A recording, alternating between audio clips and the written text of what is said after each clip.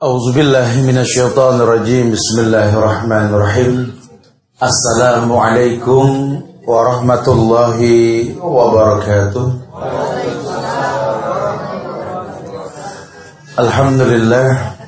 Alhamdulillahilladzi ja'ala kulla syai'in fi hadhihi dunya khairan lana lina'mala salihan litanawulil jannah min babi husnil khatimah.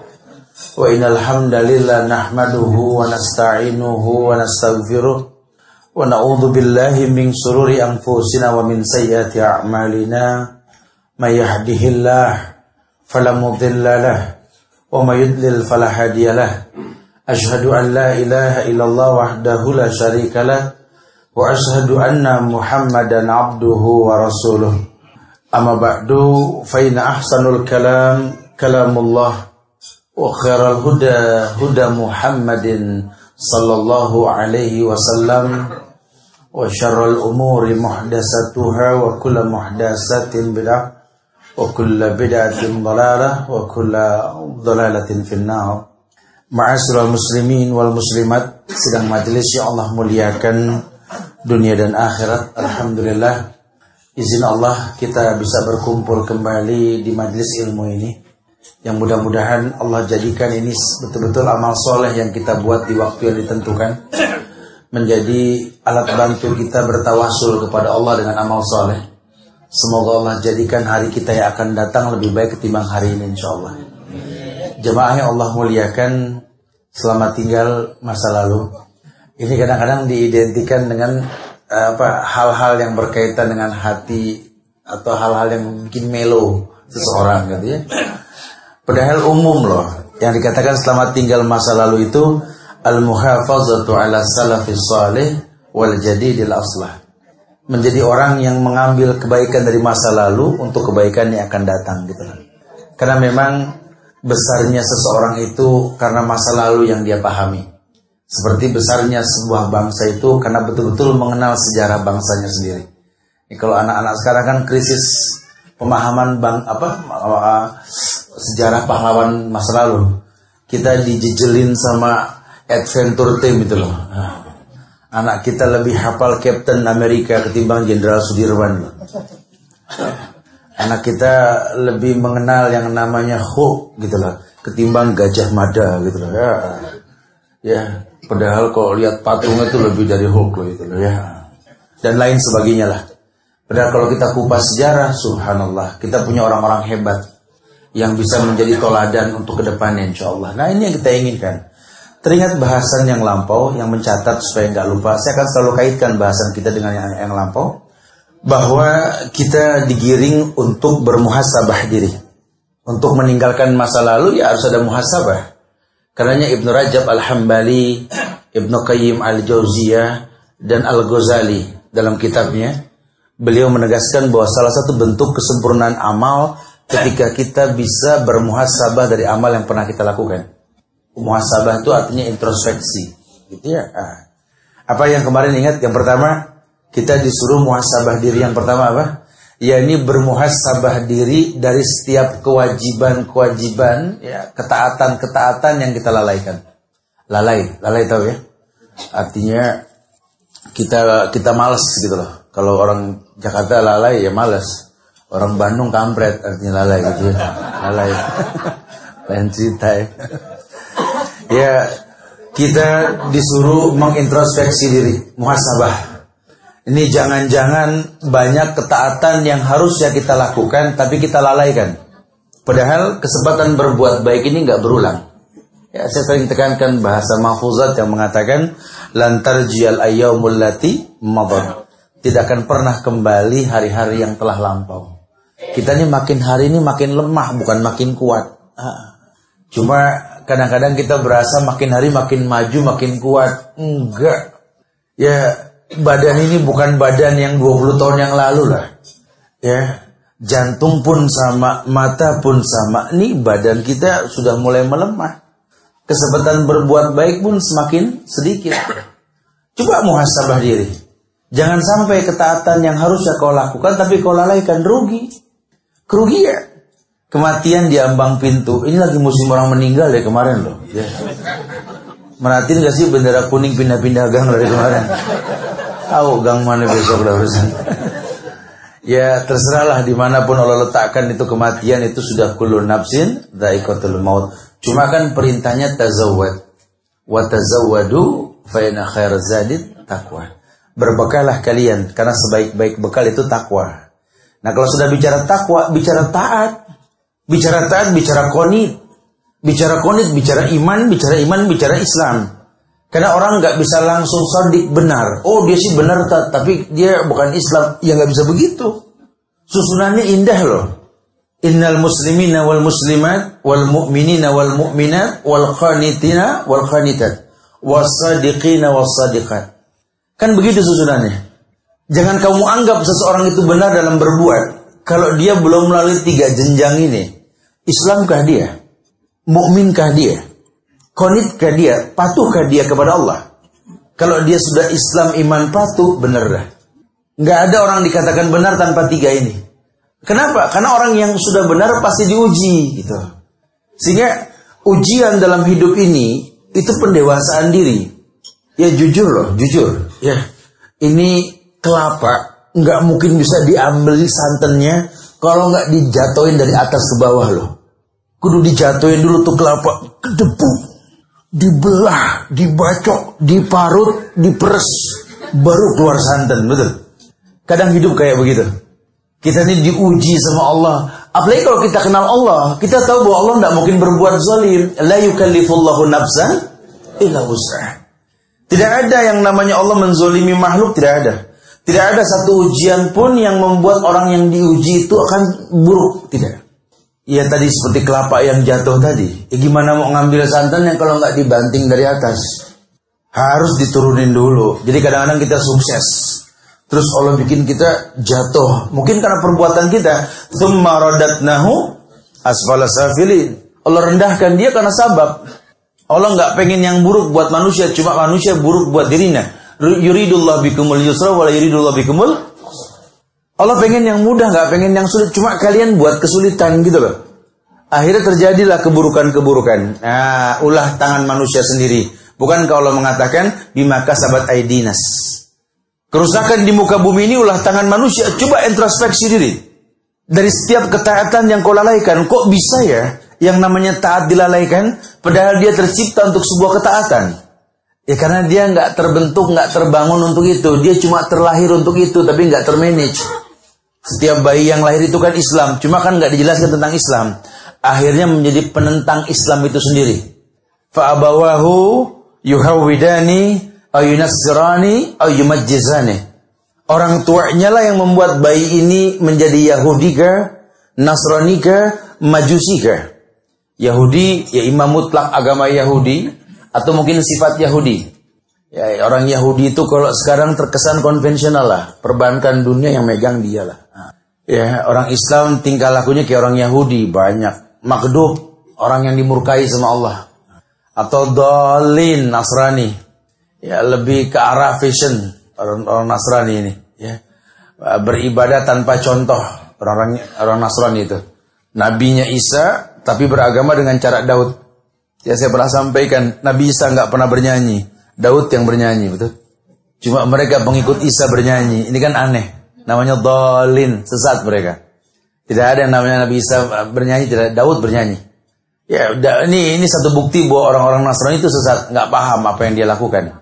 Atau Majusi, lebih percaya kepada klinik, api, batu, hal-hal yang berkaitan dengan apa kesyirikan. Nah di kita orang Islam juga banyak. Kang kesrek tuh batu, ngesrek.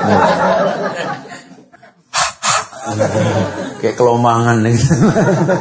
Di jalan tuh batu nanti. Keyakinan kalau udah pakai batu ini, waduh, macem-macem nama tuh batu dah. Tuh lihat, berkeyakinan dengan isim wafak. Rumah ditempelin tulisan-tulisan yang paham cuma yang nulis sama jin. Orang nggak ada yang paham. Mengatasnamakan Islam. Coba lihat ayat menjadi raja-raja untuk tolak bala. Innalillah.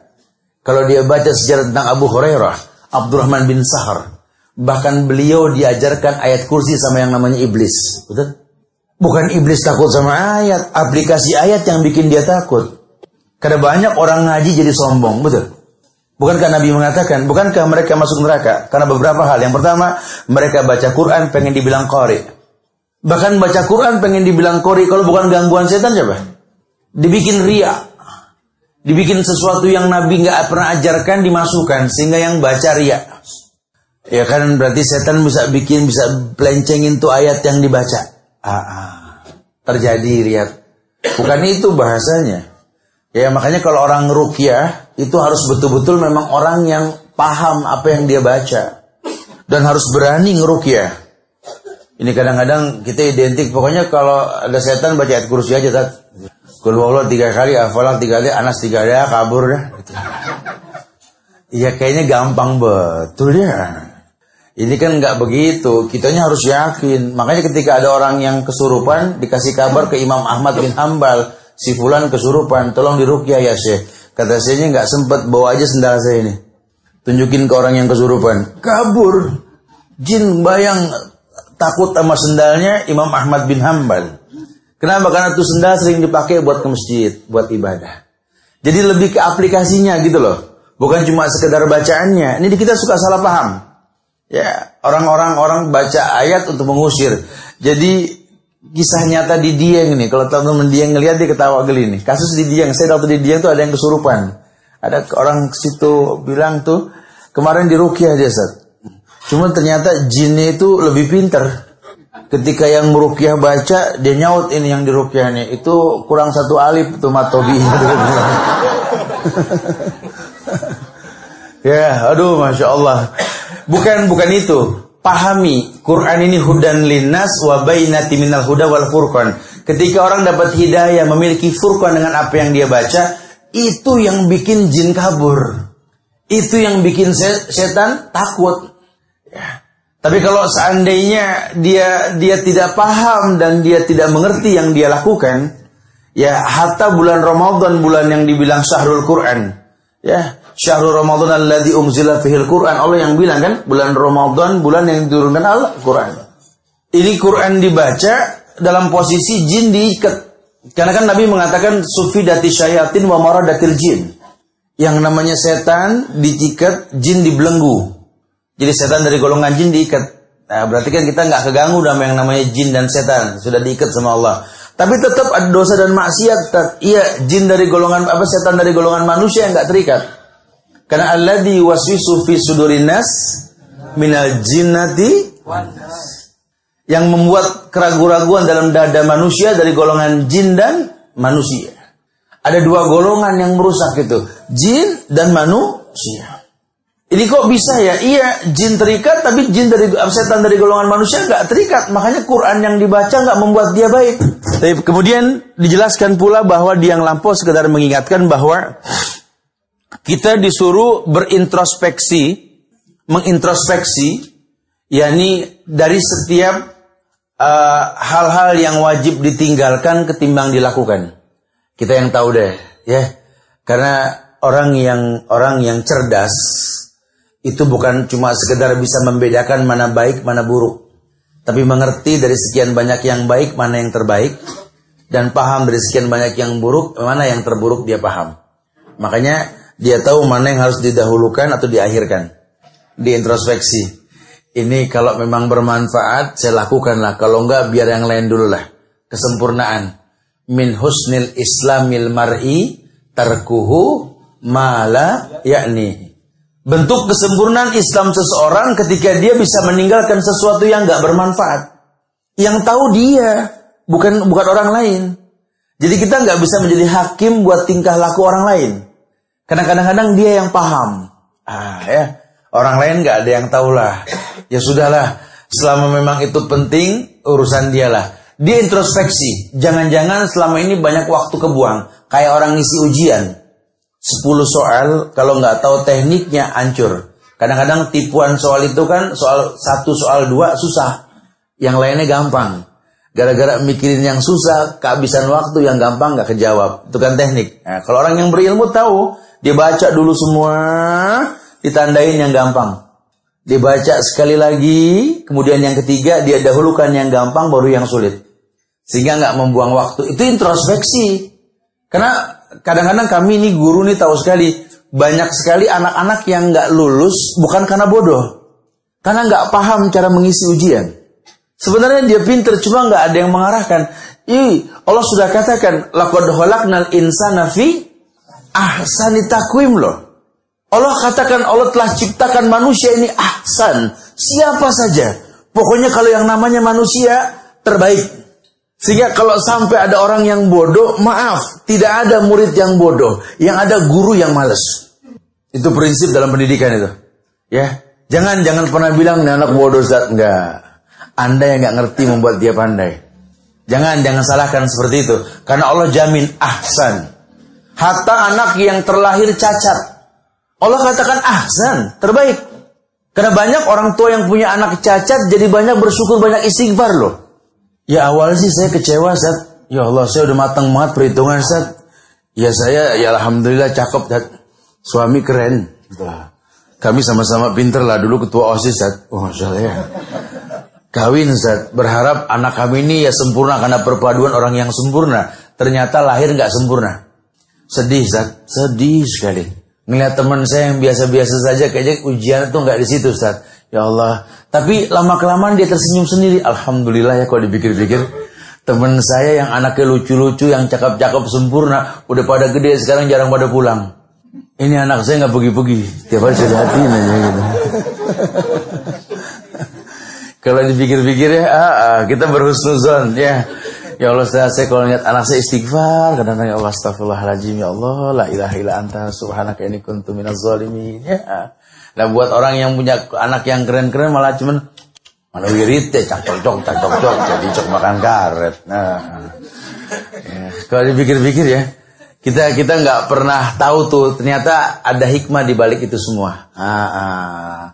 Kita lupa kita punya Allah yang mendewasakan kita dengan ujian. Makanya kalau memang pengen merasakan indahnya ujian, pahami posisi. Jangan sampai kita ini menjadi orang yang nggak siap diuji. Karena ujian pasti terjadi, hujan pasti turun. Bicara Anda mau bilang Allahumma shayban nafi'an, atau Anda mengeluh, ya hujan, pakai hujan turun. Tinggal tergantung Anda. Nggak jadi hujan, nggak jadi turun. Dan para malaikat pun menahan hujan karena 3 orang ngambek. Nggak ngaruh, hujan tetap. Tinggal kita nyikapinnya gimana nih, gitu loh. Karena kan kadang-kadang takdir itu kan memang urusan Allah. Walaupun Nabi mengatakan, la yaruddul qada illa du'a. Tidak ada yang bisa merubah takdir kecuali doa. Ini Nabi yang bilang. Kadang suka ada yang komplain. Terus kalau memang, udah Nabi ngomong jangan komplain, udah komplain aja. Kan udah dibilang sama ayat, wa makana lil mu'minin wala mu'minatin idza qadallahu wa rasulahu amran ayakuna lahumul khiyaratu min amrihim. Itu ayat. Tidak ada pilihan lain buat orang beriman, laki maupun perempuan. Kalau Allah dan Rasulnya telah tentukan hukum, kecuali mengatakan sami'na wa ata'na. Percaya dulu, habis itu baru mikir kita. Iya. Banyak orang meminta, cuma nggak keturutan. Apa yang saya ingatkan kemarin? Para nabi mendoakan anaknya, cuma yang terjadi lihat. Adam mendoakan anaknya, cuma pada berantem. Nabi Nuh pun mendoakan anaknya, lihat malah dipanggil nggak datang. Nabi Allah Ayub alaihissalam, Lut alaihissalam, dia doakan istrinya tapi lihat menentang. Wallahi Asiyah pun mendoakan suaminya si Firaun, cuma lihat menjadi terkutuk dan terlaknat. Mereka orang yang berdoa, cuma kok kayak nggak diijabah. Bukan nggak diijabah. Asa an tuhibbu syai'an wa huwa syarrun lakum wa asa an takrahu syai'an wa huwa khairun lakum. Ini yang kadang orang lupa, hidup ini masih hanya Allah. Allah yang bilang, kadang kubuat kau menyukai sesuatu padahal buruk untukmu. Jangan terjebak dengan kasat mata. Saking bangga dengan penampilan anak sampai Anda lupa akidahnya bagaimana. Kau suka anakmu ditonton di atas panggung joget-joget kayak monyet keri, betul? Masya Allah. Orang tua di pojokan sambil nonton pakai kerudung, ya Allah menangkan ya Allah, goyang lomba ya Allah, Masya Allah. Kadang-kadang suka aneh itu saya ngeliat ya, orang tua rapi pakai kerudung berdoa menangis, ya Allah menangin dia ya Allah. Biar dia juara 1 di atas panggung, ya Allah. Mudah-mudahan dia masuk neraka, ya Allah. Begitu kan? Ada, bukan gak ada. Ada kan? Sampai anaknya menang dengan dandanan yang vulgar, orang tua sujud syukur. Akhirnya kau jawab yang kuminta ya Allah. Nggak paham cara berpikirnya saya. Ya, kadang kamu suka sesuatu padahal buruk untukmu, atau kebalikannya, kadang kau benci sesuatu padahal baik untukmu. Ya, sakit yang kau derita, ujian yang mendera hidupmu, lihat. Kau orang yang dewasa menyikapi keadaan. Sampai tak terasa kau orang yang banyak beristighfar. Kau orang yang banyak bertanya sama orang yang soleh. Kau banyak betul-betul menjadi orang yang banyak bersyukur. Lihat betapa mulianya dirimu ketika kau merasa kau terpuruk dalam kehidupan.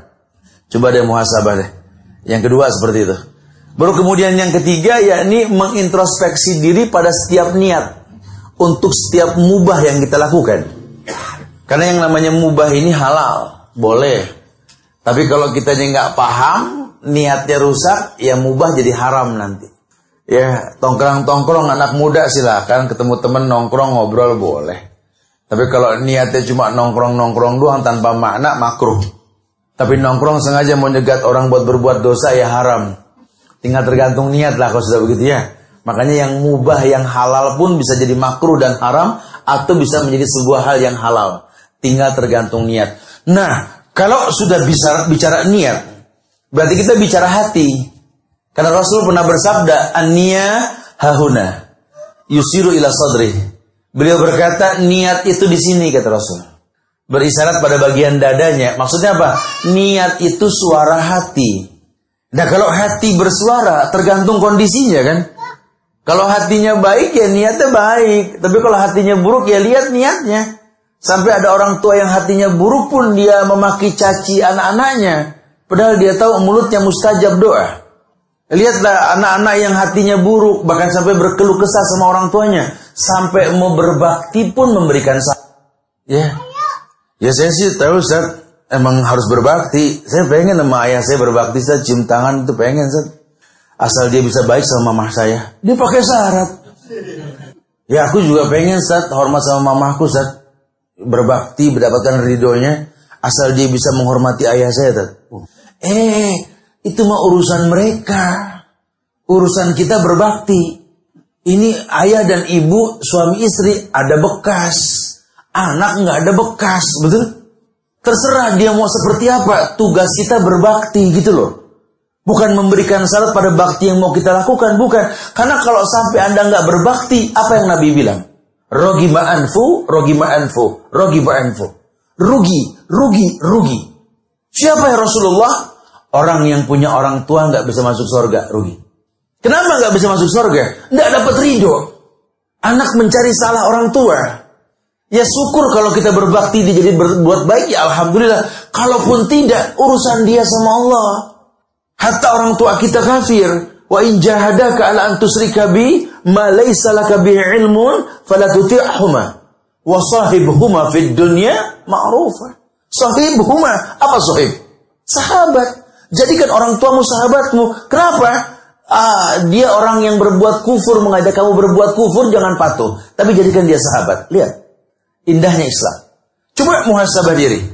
Karena kalau tidak kita nggak paham. Nah ini banyak hal-hal yang kita lupa. Saya akan coba kaitkan dengan Ramadan. Karena begini, siapa sih yang menjamin kita sampai Ramadan yang akan datang? Ya, sebentar lagi Ramadan nih. Ini Sya'ban, ini Rawah udah mau pertengahan, habis masuk Ramadan. Ya kemarin sih ada yang nanya sama saya, Ustaz, puasa kapan Tat? Ramadan, dia bilang gitu. Tanggal 1, saya bilang gitu. Iya kapan Ustaz? Ya wallahu alam. Orang belum ru'yatul hilal. Kita belum tahu ya. Nantilah, insya Allah sebentar lagi deh. Nanti perkiraan. Makanya kita harus ihtisab. Ketika Nabi mengatakan man soma ramadanan imanan wahtisaban ghufira lahu ma taqaddama min dzambi. Barang siapa yang berpuasa di bulan Ramadan, iman dikedepankan, ihtisab. Apa ihtisab? Hitung-hitungan. Bukan berarti berikan pahala. Bukan. Tapi dia hitung. Karena cuma Ramadan ini yang memiliki kemuliaan melebihi kemuliaan bulan yang lain. Jadi dia ihtisab. Apa sih kemuliaan Ramadan? Yang pertama jelas. Setiap masuk awal Ramadan Allah langsung ambil sikap. Sufidati syayatin wa maradatil jin. Setan diikat, jin dibelenggu. Makanya kita harus tahu tuh kapan. 1 Ramadan berarti ru'yatul hilal. Ulama menyimpulkan, kalau begitu hitung bulan Sya'ban. Kalau sudah masuk 29, malam ru'yah. Kalau enggak kelihatan, Nabi kasih solusi. Wa in ghamma alaikum fa'akmilul iddah. Kalau tertutup mendung, sempurnakan bilangan. Wa akmilus Sya'ban salasina yauman. Jadikan Sya'ban 30 hari. Begitu bahasa Rasul. Cuma kemarinnya saya enggak paham, jadi 2 kubu gitu loh. Ru'yah, NU udah pasti. Oh dia malah entat, pakai kalkulator tat Muhammadiyah gitu ya. Ini orang suka begitu tuh ya. Padahal kalau antum bawa ke negara Islam ini nggak berlaku. Karena itu cuma ada di Indonesia. Yang mulia Kiai Haji Hasyim Asy'ari, ya, yang mulia Kiai Haji Ahmad Dahlan. Ini pahlawan yang perlu kita tiru. Orang-orang yang berijtihad. Pengikutnya jangan taklid. Ya, saya respect sama Buya Hamka itu. Status Muhammadiyahnya itu tidak mengurangi derajat ilmu beliau. Tetap menggunakan ru'yatul hilal. Subhanallah. Ini kita perlu ilmiah. Jangan kup agama. Anda mau berorganisasi silakan. Tapi jangan organisasikan agama. Karena agama telah baku. Al-yawma akmaltu lakum dinakum. Wa tamamtu alaikum ni'mati. Wa raditu lakumul islam ad-dina. Sudah. Ini ayat terakhir di hayat Rasulullah. Al-Maidah ayat 3. Hari ini telah kusempurnakan agama, kata Allah. Allah yang bilang agama sudah sempurna. Jangan ditambah, jangan dikurang. Ittabi'u wa la tabtadi'u faqad kufitum. Begitu kata sahabat. Tinggal nyontoh Rasul. Jangan bikin yang baru, agama telah sempurna. Dahsyat. Ya, indahnya Islam. Orang suruh paham. Suruh mengerti, yuk hitung Sya'ban sampai tahu. Lihat ru'yatul hilal, saksikan, lakukan. Oh iya, sehingga dia mengerti. Ternyata masuk bulan Ramadan ada kemuliaan yang pertama. Ramadan itu kita puasa. Kenapa mesti puasa? Harus tahu dah tuh. Oh, ternyata puasa memiliki keutamaan. Kalau tahun yang lalu saya cuma puasa. Kalau masalah faedah puasa ya wallahu alam. Saya cuma pernah dengar dulu katanya sumu tasihu. Puasalah kamu, niscaya kamu sehat. Tapi kalau dia mau ilmiah belajar, ini hadis nggak ada asal dari Rasul. Ayat yang mengatakan wa antasumu khairun lakum. Puasa baik buat kamu. Tapi kalau dibilang puasa menyehatkan, maaf. Butuh dalil yang sahih. Kalau seandainya puasa menyehatkan, kenapa ada ayat yang mengatakan wa in kuntum maridun aw ala safarin fa iddatu min ayyamin ukhra. Kalau kamu sakit, kamu safar, bayar di waktu yang akan datang. Kalau puasa itu sehat, diperintahkan wa in kuntum maridan aw ala safarin sumu tashihu gitu. Tidak ada. Ya, sikap kita bagaimana? Puasa. Kalau tidak kuat jangan dipaksakan, bayar dia akan datang. Ada qadha. Qadha itu berlaku buat orang yang memang sakit atau safar. Fadal, yang yutiqunahu, yang dilemahkan cukup fidyah. Beda. Orang yang sakit nggak mungkin sembuh. Orang yang sedang paket hamil dari ngidam, lahir, menyusui dia, nifas dan lain-lain. Orang tua yang renta itu cukup fidyah. Tapi kalau buat yang sakit, terus buat yang nggak pernah puasa dulu, sekarang taubat, gimana bayarnya? Nggak ada bayar. Lah kan dulu saya nggak pernah puasa, Tat. Iya. Tanya dulu sebab nggak puasa dulu apa? Ya nggak ada sebab, malas saja. Taubat kalau begitu namanya. Itu kezaliman, bukan dikodo. Yang namanya kodo itu wa in kuntum maridan aw ala safarin. Kalau kamu itu dalam keadaan sakit atau safar, fa iddatu min ayyamin ukhra. Tapi kalau kamu nggak puasa sengaja, nggak puasa, taubat. Bukan bayar puasa. Taubat doang, taubat. Enak dong. Ya kalau diterima, kalau enggak enak aja, enak. Ada perhitungannya nanti ya. Jangan mengulang, Masya Allah ya. Jadi dia paham, oh iya ada puasa. Apa sih puasa manfaatnya? Sehingga dia akan persiapkan diri. Sampai ada dalil yang menjelaskan bahwa kalau udah lewat 15 Sya'ban, makruh berpuasa. Buat orang yang gak biasa berpuasa sunnah. Ila samudahar. Kecuali yang biasa puasa rutin. Senin Kemis seumur hidup rutin gitu, nggak apa-apa. Selasa besok Ramadan, ini Senin masih puasa boleh. Atau bayar utang, besok Ramadan bayar utang saya masih boleh. Tapi kalau memang nggak ada sebab, tau-taunya rajin, ini masalah. Tumben puasa. Ya pemanasan, biar nggak kaget gitu ya. Itu nggak ada dalil tuh gitu ya. Berarti salah. Iya.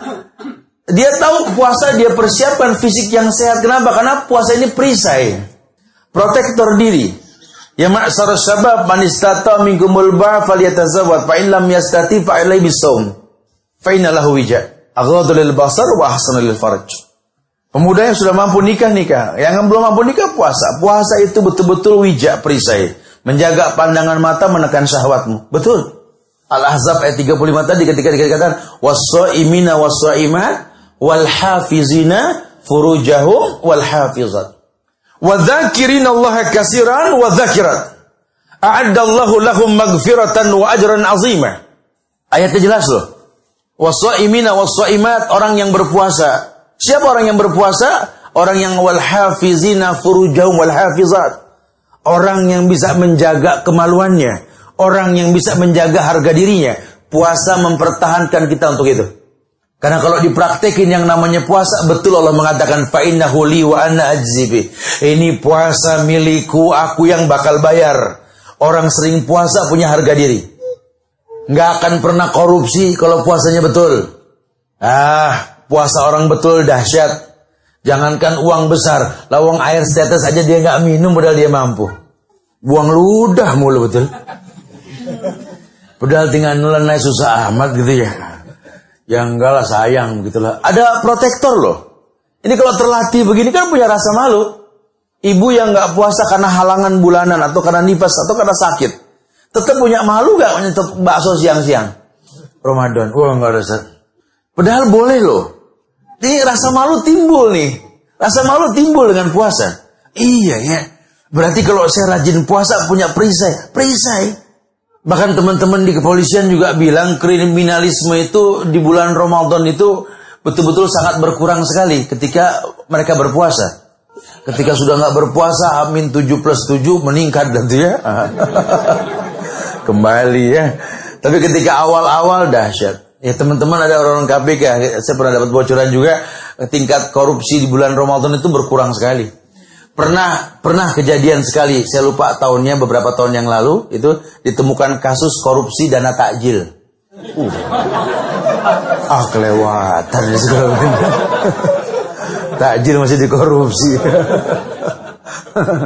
Ya kalau nggak begitu bukan Indonesia betul ya. Nggak bercerita kita ya. Apa di negeri ini yang nggak ada? Semuanya ada ya.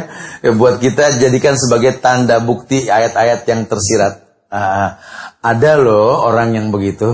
Kalau memang jauh dari yang namanya agama, dia muhasabah diri. Dia lihat, dia tahu sekali, dia coba jaga dirinya. Ini puasa perisai dirinya. Sehingga dia akan maksimalkan. Bahkan Allah mengatakan, man soma yawman fi sabilillah ba'adallahu wajhanin nar sab'ina kharifan. Man soma fi sabilillah ja'alallahu bainahu wa bainan nar khandaqan. Orang yang berpuasa 1 hari saja di jalan Allah, Allah jadikan wajahnya itu jauh dari jilatan neraka 70 tahun perjalanan. Itu puasa umum tuh, belum bicara Ramadan loh. Masya Allah. Ya Allah jadikan antara dirinya khandaqan, ada parit yang jauh jaraknya antara dirinya dengan neraka. Itu orang yang puasa, Masya Allah. Keutamaannya banyak sekali. Ya, orang yang berpuasa diberikan kemuliaan apa? La khulufu fammis shaim atyabu indallahi min rihil misik. Bau mulut orang yang demi Allah, Allah jadikan mulia, lebih wangi ketimbang misik. Ini nggak mudeng nih Ustaz. Ya, karena yang namanya puasa bohong kalau nggak bau, pasti bau lah. Iya. Lawang lambung kosong kan pasti yang keluar udara nggak bagus. Kan lambung kan kayak spiteng, semuanya masuk busuk gitu ya, keluar lah pasti. Sehingga nggak ada hubungannya sama gigi, beda lagi nanti babnya. Kalau gigi memang syariat, Rasul sudah katakan mau puasa nggak puasa, Nabi mengatakan laula an asyqa ala ummati la amartum bisiwak inda kulli wudu'as shalah. Kalau tidak memberatkan umatku kan kuperintahkan mereka bersiwak, sikat gigi sebelum wudu dan sholat. Sehingga ketika orang mengatakan sikat gigi itu makruh, sikat gigi itu nggak boleh dalam orang puasa, dari mana dalilnya? Lawang nabimu yang perintahkan kok. Kalau tidak memberatkan, ku perintahkan mereka sikat gigi setiap mau wudu dan sholat. Orang puasa wudu gak?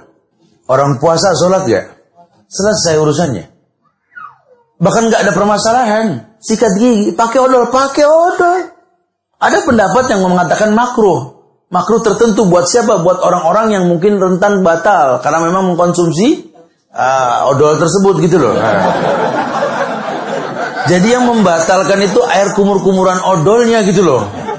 Ya kalau kira-kira nggak hobi nelen ya nggak ada masalah. Yang membatalkan itu kan makan dan minum di siang hari, betul? Bukan mengkonsumsi minuman odol tadi gitu loh. Ya nggak boleh diminum, ini kebiasaan dari kecil nggak hilang-hilang gitu ya. Bahkan ada hadis dalam riwayat Abdullah bin Abbas yang mengatakan, la ba'sa yadhukal khal malam yudkhilhu. Betul ingat hadis ini? La ba'sa yadhukal khal malam yudkhilhu. Kata Abdullah bin Abbas, tidak apa-apa dia mencicipi. Buat yang masak. Yang enggak masak enggak usah ikut-ikutan, ngantri semua. Sampai panjang apa lagi nyicipin tak satu-satu gitu. Nyicip itu jadi kayak apa sih? Oh ini asem.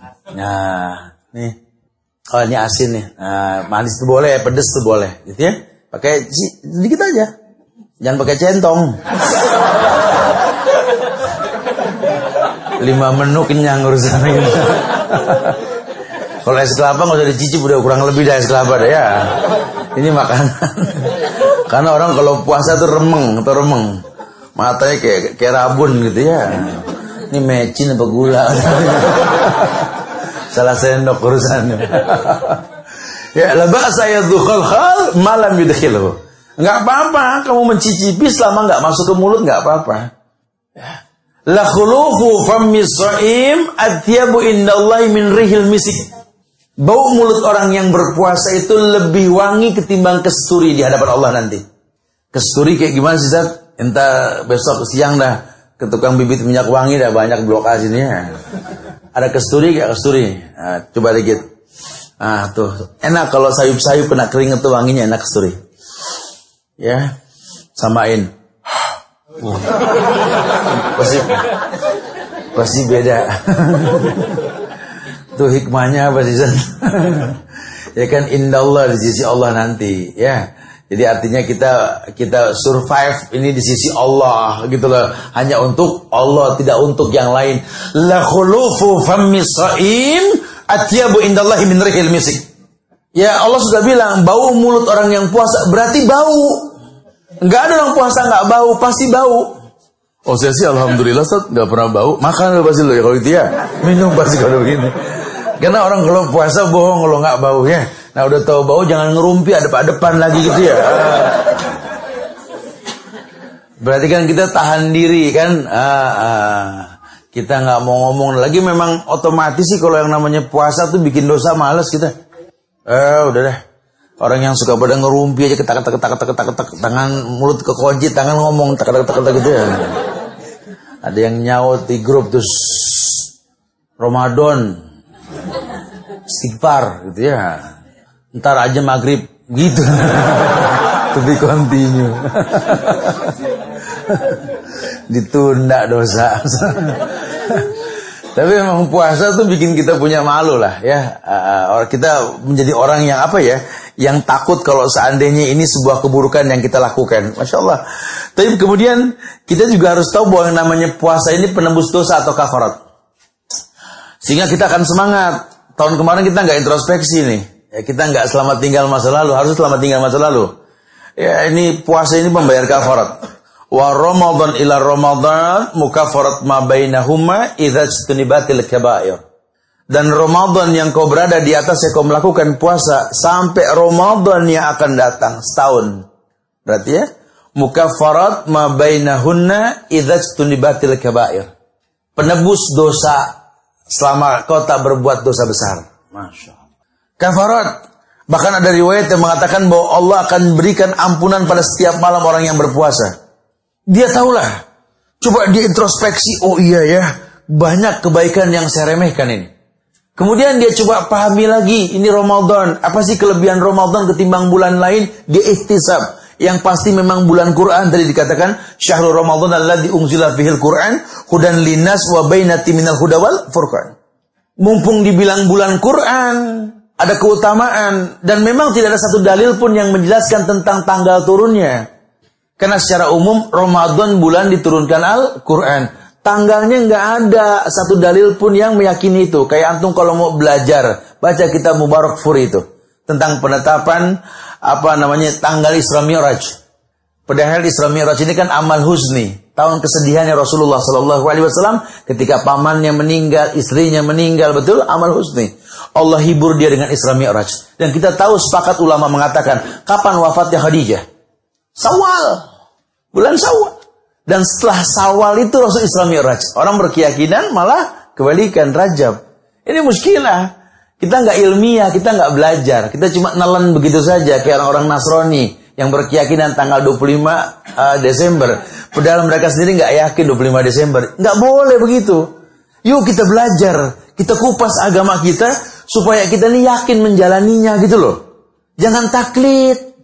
Apalagi taklidil a'ma, mengekor secara buta. Tapi kata guru saya, jangan. Mulailah ilmiah. Mungkinkah Allah berfirman, Nabi bersabda, sahabat melakukan? Itu yang kita inginkan. Sehingga betul kita akan rasa setiap ibadah ini membuat kita bertakwa kepada Allah. Ini Ramadan, bulan Al-Quran. Bulan di mana kemuliaan banyak. Bulan yang setan diikat, jin dibelenggu, cuma Ramadan. Bulan lain enggak. Bedain dah.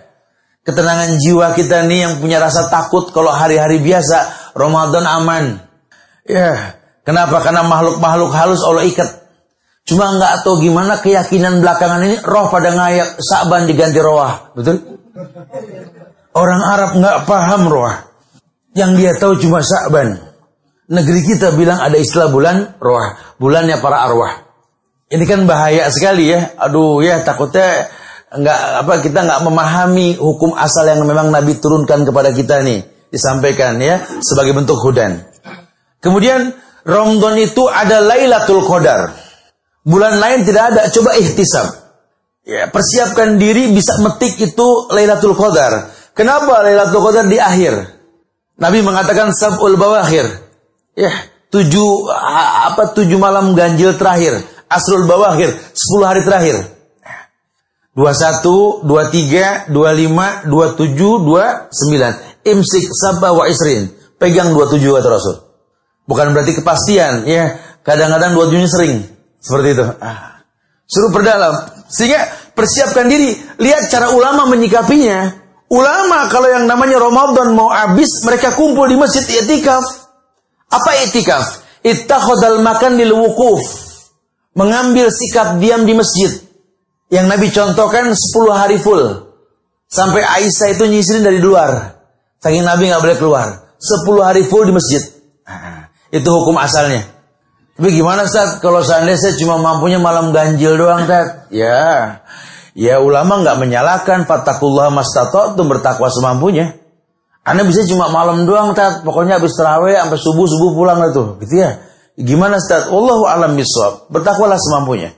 Nggak dikatakan tidak beriktikaf, boleh-boleh saja. Tapi yang afdolnya ya full 10 hari. Kayak orang bicara tahajud. Ustaz, saya jam 4 boleh tahajud? Nggak boleh. Kan subuhnya 4.15. Gitu ya. Masih ada 15 menit masih boleh. Tapi kalau bicara afdol sepertiga malam. Gitu ya. Jadi kalau bicara afdol sepertiga malam, fadol. Dan terus kalau seandainya saya nggak bisa iktikaf, saya nggak ketemu Lailatul Qadar, Ustaz. Belum tentu. Tidak jadi sebuah syarat Lailatul Qadar kita ketemu karena iktikaf. Enggak, iktikaf sunnah. Da'bus solihin. Kebiasaan orang-orang soleh. Biasakan. Dulu kita nggak melakukan, selama tinggal masa lalu, lakukan tahun ini. Karena kita nggak dijamin ketemu iktikaf yang akan datang. Lakukan. Kenapa? Karena kalau ketemu Lailatul Qadar, khairun min alfi syahr. Lebih baik daripada 1000 bulan. Kalau dibagi 12 bulan, 83 tahun loh. Dimana kita baca Quran bulan Ramadan, itu per huruf 10 kan? Alif, lam, mim. Alif 10, lam 10, mim 10. Berarti kalau sekali hatam, itu pahalanya 10 kali hatam. Tapi kalau bacanya Lailatul Qadar, ketemu dikali 83 tahun. Itu belum kalau plus di Masjidil Haram. Plus di Nabawi. Buat orang-orang yang dititipkan dunia sama Allah, dia akan menjadi orang yang kais. Orang yang cerdas. Wa amila lima ba'dal maut. Dia dana nafsah. Dia tahan syahwatnya, dia tekan jiwanya, dia beramal untuk urusan setelah kematian. Wa amila lima ba'dal maut. Masya Allah. Ya, bukan malah ngoleksi dunia. Ngapain dunia kita koleksi? Akhirat. Abang titipan Allah, kita punyain juga nggak bakal kebawa mati, betul? Saya kadang-kadang kalau datang ke rumah tante-tante saya gitu ya, yang sudah meninggal, yang kalau saya pulang umroh suka kasih hadiah pajangan gitu ya, duduk di rumah dia, di kamar dia, ya Allah, ini yang kasih waktu beberapa bulan yang lalu, ini yang tahun yang lalu, ya Allah, nggak ada yang kebawa ya. Ini yang bikin dia tersenyum ketika saya kasih ini. Ya gak ada yang terbawa. Gak ada yang terbawa. Dan kita pun bakal seperti itu gitu loh.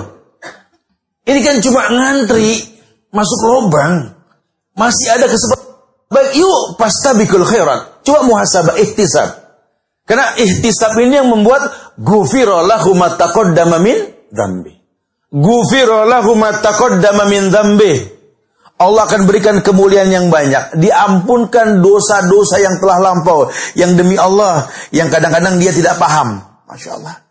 Ya, ini ada beberapa hal yang mungkin perlu dipahami. Sehingga iya ya, Ramadan menjadi sesuatu yang tidak menakutkan. Dia paham, Ramadan ini bentuk cinta kasih Allah kepada orang yang hidup. Orang yang beriman. Dia muhasabah diri. Kalau yang lampau saya nggak pernah paham, Ustaz. Apa yang membatalkan puasa? Tahun ini saya pengen belajar. Harus. Karena kadang-kadang kebalik. Orang nggak paham. Orang tidak paham. Sebenarnya boleh, dia bilang nggak boleh. Banyak nih, kita akan coba bahas satu-satu nih ya. Ini, yang pertama. Banyak orang beralasan katanya, orang kalau berpuasa, tidur ketiduran, bangun dalam keadaan junub, berarti nggak ada puasa. Padahal ada hadis dari Aisyah radhiyallahu anha yang mengatakan bahwa Nabi pernah tidur kesiangan kemudian bangun dalam keadaan junub. Kemudian beliau mandi, beliau puasa. Ini hujah atau dalil yang mengatakan bolehnya orang ketiduran junub semalam, kemudian bangun kesiangan, ketika bangun dia langsung mandi terusin puasa. Kenapa? Dia tidur. Bukan maunya dia. Dan ini menandakan dia nggak sahur. Karena ada di masyarakat kita, tumben, kenapa nggak puasa? Junub, gitu ya. Loh, kamu kenapa nggak puasa? Nggak sahur, gitu ya. Ini nggak boleh. Tidak ada. Ya, yang namanya orang puasa itu tidak ada alasan seperti itu. Kemudian yang kedua dikatakan dengan tegas bahwa bolehnya sikat gigi atau bersiwak tadi. Karena banyak orang beranggapan itu hukumnya makruh. Ya, makruh buat orang yang belum berilmu. Ya, artinya sesuatu yang memang menimbulkan mudarat. Kita juga harus sikapi dengan cerdas bahwa bahasa ulama makruh ini lebih ke arah haram atau sesuatu yang dibenci saja. Karena kalau buat orang-orang yang betul-betul nggak berilmu, kadang aji mumpung belaga kumur, belaga nelen, gitu ya. Padahal kalau orang yang berilmu tidak akan dia lakukan. Ya, ini buat orang yang berilmu seperti itu. Kemudian suami istri ketika bulan Ramadan itu yang nggak diperbolehkan berhubungan suami istri. Ya, tetapi kalau dekat-dekatan saja nggak ada masalah. Ini di kita berkeyakinan kalau sudah Ramadan, udah ada si istri pasang tampang dengan tegas mengatakan, Pak, lakum dinukum waliyadin. Jangan ya. Ya tetap ngobrol biasa, temenin istirahat biasa, tapi punya batasan. Ya. Jadi jangan jadi permusuhan, karena kadang-kadang Ramadan ini bikin nafsi-nafsi. Itu nggak boleh. Tidak ada permasalahan. Dalam Islam tidak dilarang seperti itu. Kemudian yang lainnya, transfusi darah. Ya, transfusi darah ini atau suntikan yang tidak dimasukkan makanan di dalamnya. Ini ulama mengatakan tidak ada permasalahan. Yang tidak diperbolehkan infus makanan. Itu nggak boleh. 3 bulan juga kuatan begini. Itu nggak boleh ya. Tapi kalau transfusi darah tuh nggak ada masalah. Ulama nggak menyalahkan. Berbekam boleh. Berbekam hizamah boleh. Karena mengeluarkan bukan memasukkan. Berdandan buat perempuan di rumah untuk suami, untuk anak-anaknya menggunakan celak mata boleh. Ya, jangan udah puasa nggak dandan, kumel, nggak sikat gigi di pojokan ngeliatin orang ya. Kapan kita mau syiar sama orang kalau begitu ya? Islam kok membuat orang puasa jadi gak enak dilihat. Ya kita yang kerja tetap Pak, mandi pagi rapi, sikat gigi. Udah, kita cuma beda kita nggak makan pagi aja, nanti makan lagi maghrib begitu. Yang biasa puasa mah nggak kaget. Ya. Dan ini ternyata memang kunci dunia. Ya, kurangnya kriminalitas itu karena memang bisa menahan makan dan minum dari pagi sampai sore loh. Ya, ini kalau dipraktekin dan dirutinkan, kemaksiatan akan dengan perlahan memudar dari kehidupan, perlahan-lahan seperti itu. Kemudian yang lainnya yakni bolehnya orang yang berpuasa ini menyiramkan air dingin di atas kepala. Saya nggak paham, dulu saya besar di lingkungan Jakarta, di daerah Kebayoran sana. Kalau saya itu pulang sekolah, itu saya main basahin pala, dibilang makruh, nggak boleh. Padahal ya Allah, dalam Islam tuh boleh-boleh saja. Orang tua suka ngomel, main air aja puasa. Padahal tidak ada masalah. Ya, kita boleh mandi, orang puasa boleh mandi, seger boleh. Bahkan asik kok. Masya Allah. Orang yang berpuasa ini boleh menyiramkan air di atas kepalanya. Bahkan dikatakan dalam sebuah hadis, bahsul unuk tudiul atos. Membasuh unuk, leher bagian belakang ini menghilangkan aus, kata Rasulullah. Besok pada lepek dah semua sini. Pasti pengajian blok A tuh. Lepek semua. Ya, subhanallah. Ya, itu tidak membatalkan. Terus apa sih yang membatalkan, Ustaz? Ulama mengatakan yang pertama, makan dan minum dengan sengaja. Kalau nggak sengaja nggak batal. Ya, pasti ada yang merasakan lupa ya. Makanya harus punya teman baik. Ya, lupa diminimin, terus piring baru ingetin. Puasa gak? Ya Allah, terus piring lagi gitu. Ya, kalau nggak sengaja nggak apa-apa. Muntah dengan sengaja, itu batal. Muntah dengan sengaja, ya. Mandar akhul qai falaysa alaihil qada wa man istaqa'a falyaqdi. Barang siapa muntah tanpa sengaja, maka tidak ada kewajiban baginya mengqadanya. Artinya nggak batal. Kita suka ke lambung tuh ya, suka kayak asem, nggak apa-apa tuh nggak sengaja. Tapi kalau sengaja dimuntahin, ya itu nggak boleh. Nah, udah tahu puasa, naik mobil dia nggak kuat, muntah tuh batal. Ya, tapi kalau dia nggak ada perbuatan yang memancing muntah, nggak apa-apa. Ya, saya pengen muntah nih ya, dia jangan lewat dah, batal urusannya gitu ya. Haid dan nifas itu jelas membatalkan puasa. Yang jelas-jelas sudah dijelaskan. Ya, infus makanan, hubungan badan suami istri, ini semua membatalkan. Ya, jadi kalau yang disampaikan di pertama tadi nggak ada masalah, tapi kalau yang 6 hal tadi sampai dengan yang namanya hubungan badan itu membatalkan semuanya. Coba muhasabah diri. Jangan berulang Ramadan tahun ini kita berbuat keburukan yang seperti yang dilampau. Jangan. Ya, muhasabah diri. Kita berharap seperti yang dijanjikan. Man shoma Ramadan imanan wa ihtisaban ghufira lahu ma taqaddama min dzambi. Tahun yang lalu kita menjadi orang yang tidak baik menyikapi Idul Fitri. Kita beranggapan bahwa Idul Fitri ini, sholat Id ini sunnah. Orang perempuan nggak apa-apa nggak sholat. Jangan, belajar yang betul. Karena memang dalam Islam ini sholat yang diperintahkan dihadiri sama orang yang dalam keadaan nggak sholat cuma sholat Id. Bahkan Rasul perintahkan yang sedang haid nifas untuk menghadiri, menyaksikan orang sholat tanah lapang. Sholat wajib nggak ada yang begini. Ini menandakan wajib ain yang namanya sholat Id. Ya, tapi ingat Idul Fitri kembali buka puasa, kembali makan pagi artinya Idul Fitri. Sehingga sunnah untuk makan dulu baru sholat. Ya, kalau Idul Adha, sunnah puasa dulu baru berbuka ketika menyembelih. Ini biasakan. Jadi bukan berarti masak buat habis sholat. Masak sebelum sholat. Makan sebelum sholat. Jadi kalau ketika subuh bangun, itu masakin. Angetin dari semalam ya, apa tupat, apa siapin. Itu ya sayurnya, apa rendangnya, atau semurnya. Pada mau berangkat, makan dulu makan. Fadol habis makan langsung ke tanah lapang dengan pakaian yang rapi, yang betul-betul pakaian yang dia beli sampai nggak sholat tarawih itu ya.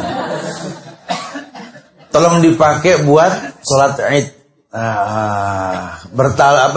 Dia melakukan takbir terus panjang jalan, Allahu Akbar, Allahu Akbar, Allahu Akbar, la ilaha illallah, Allahu Akbar, Allahu Akbar, walillahil hamd, terus sampai ke Tanah Lapang. Nanti selesai sholat, dengarkan khutbah, baru kita muter lagi dengan jalan yang berbeda. Nah, kalau ketemu orang saling mendoakan, taqabbalallahu minna wa minkum, ya Allah, semoga Allah terima puasa kamu dan puasa kami ya. Taqabbal, saling mendoakan. Bukan maaf-maafan. Di negeri kita maaf-maafan ini. Ya, subhanallah. Coba tuh sekali-kali Idul Fitri di negeri Islam, coba sekali di negeri yang lain. Enggak ada kita nemui seperti yang di sini. Maafin ya, maafin. Minal aidin ya, met lebaran ya, itu bahasa subhanallah.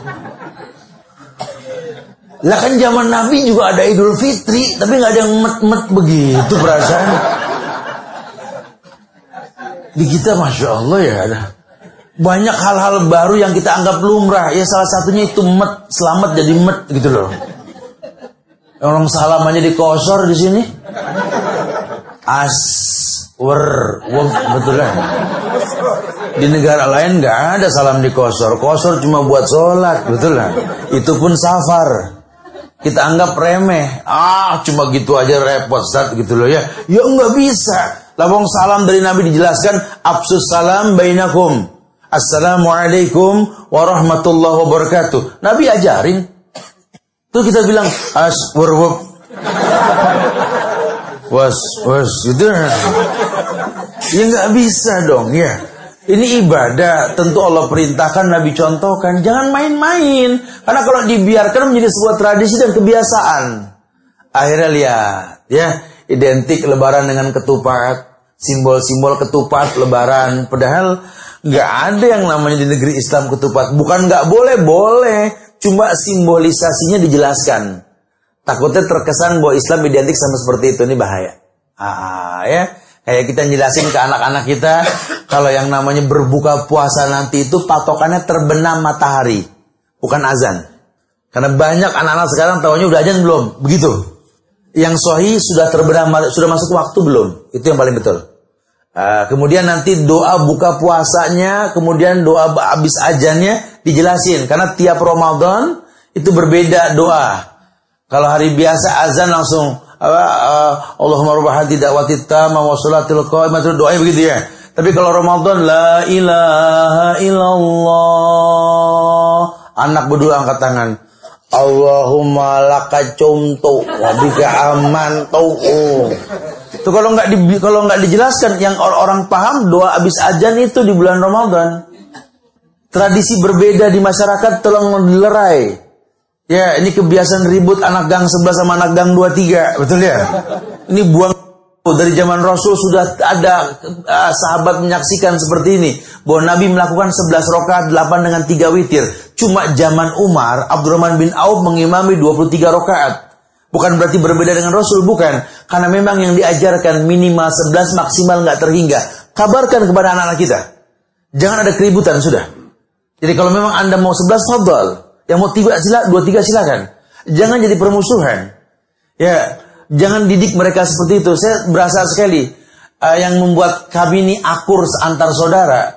Orang tua itu mendidik kita saklek loh. Orang tua dulu kalau saya perhatiin nih ya, cara mendidik mereka. Kita nggak pernah bisa memilih makanan kalau pagi. Kalau ibu kita masak sejenis, wajib kita makan begitu. Sehingga ini anak 4 seleranya beda, tapi tiap hari sama mau nggak mau makan. Ibu kita tuh nggak pernah bikinkan minuman kecuali teh manis. Jadi mau nggak mau yang nggak doyan lama-lama doyan. Sehingga sampai gede kita nggak berbeda. Lain sama ibu-ibu sekarang, betul? Yang satu mau apa, mau apa, mau apa, mau apa. Dilayanin beda dari kecil, betul? 4 anak beda selera loh. Maunya apa sayang? Aku mau mie lebus. Aku mie goreng mama yang ngatur. Aku pengennya martabak mie. Aku pengen mie dikremes gitu ya. Bapak nyaut, bapak boleh cabai 5 dong berarti gitu ya. Kita dididik berbeda sejak kecil. Orang dulu enggak. Sama sudah makan yang dibikin. Makanya nyaris orang yang gede zaman dulu tuh senang nasi uduk semua, betul? Emang nasi uduk doang kalau pagi, nggak ada pilihan. Ya, ini kebiasaan begini perlulah muhafazah. Ya, ambil kesimpulan buat kebaikan yang akan datang insyaallah. Wallahu alam ya. Apa yang pernah kita perbuat di masa lalu dalam bentuk keburukan, mulai kita kritisi untuk kebaikan yang akan datang. Katakan selamat tinggal masa lalu. Mudah-mudahan manfaatnya yang disampaikan buat saya pribadi, buat antum-antum sekalian. Ya, semoga Allah jadikan Ramadan kita ini betul-betul Ramadan yang membawa kemuliaan. Baik yang dijanjikan ghufirallahu ma taqaddama min dzambi insyaallah. Ya, semoga Allah muliakan kita. Wallahu a'lam bishawab. Kita tutup dengan kafaratul majlis. Subhanakallahumma bihamdika, asyhadu an la ilaha illa anta, astaghfiruka wa atubu ilaik. Assalamualaikum warahmatullahi wabarakatuh.